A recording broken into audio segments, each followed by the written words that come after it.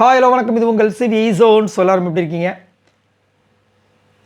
இந்த வீடியோ போடுறதுக்கு முன்னாடி கண்டிப்பாக எனக்குலாம் கண் கலங்கிடுச்சு. ஏன்னா அமித் அவர்கள் இன்றைக்கி செம்ம அடி வாங்கினார்.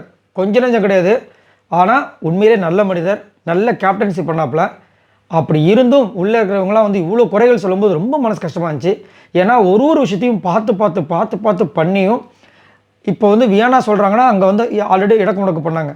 அரோரா சொல்கிறாங்கன்னா இடக்கு முடக்கு பண்ணாங்க. ஆனால் கூடயே இருந்து நிறைய பேர் வந்து இப்போ விக்ரமாக இருந்தாலும் சரி, கனியாக இருந்தாலும் சரி, எல்லாமே சரியாக பேசிட்டு கடைசியில் வந்துட்டு இவர் எதுவுமே பண்ணல, திவ்யால எதுவுமே பண்ணலை அப்படின்னு சொல்லிட்டு இது பண்ணும்போது ரொம்ப கஷ்டமாக போயிடுச்சு. அதுவும் விஜய் சேதுபதி வச்சு செஞ்சுட்டார்.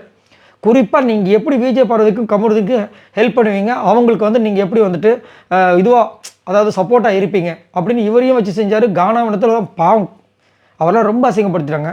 ரொம்ப கஷ்டமாக இருந்துச்சு. ஸோ அடிமேல் அடி வாங்கிட்டார்ல. ஸோ நம்ம நினச்சிருப்போம் அவர் வருத்தப்படுவார்னு. அவர் வந்துட்டு வருத்தப்படுறதை நினைக்கல. இது எப்படியும் வந்து அவங்களுடைய டாக்டர் வந்து பார்ப்பாங்களே, அவங்க வருத்தப்பட்டிருப்பாங்க. ஏன்னா அந்த டாக்டர் உங்களுக்கே தெரியும். ஸோ அதனால் வந்துட்டு வந்து பேசுகிற கேமரா முன்னாடி, அப்பா நீ எதாவது தப்பு பண்ணால் கண்டிப்பாக அந்த மாதிரி என்னையே வந்துட்டு அவர் விஜய் சேதுபதி கண்டிச்சிருக்காரு. அதனால் இது பண்ண இப்போ நான் ஸ்மைல் பண்ணுற பற்றியா நான் ஹாப்பியாக தான் இருக்கேன். நீ அதெல்லாம் பார்த்து ஃபீல் பண்ணாத. You are good girl. நீ நல்லா இதுவாக இருக்கணும். அப்பா எப்பயுமே ஹாப்பியாக தான் இருக்குன்னு சொல்லிட்டு பேசியிருந்தப்பா.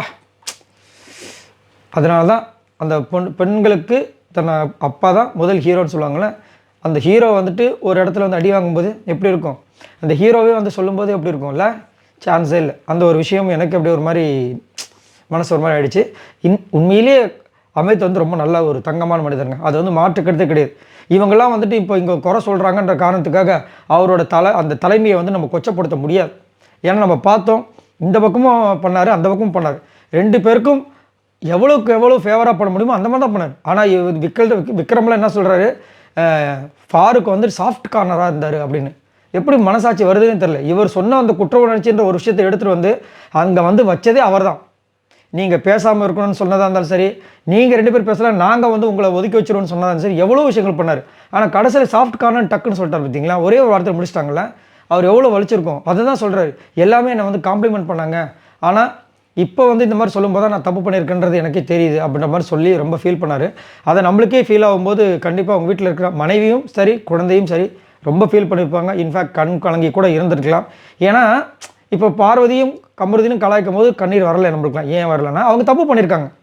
அதனால் அவங்க அதாவது உப்பு தினவன் தண்ணி குடிக்கணுன்ற மாதிரி தான். பட் நம்ம அமித் அவர்கள் பார்த்தீங்கன்னா உண்மையிலேயே நல்லா பண்ணார்.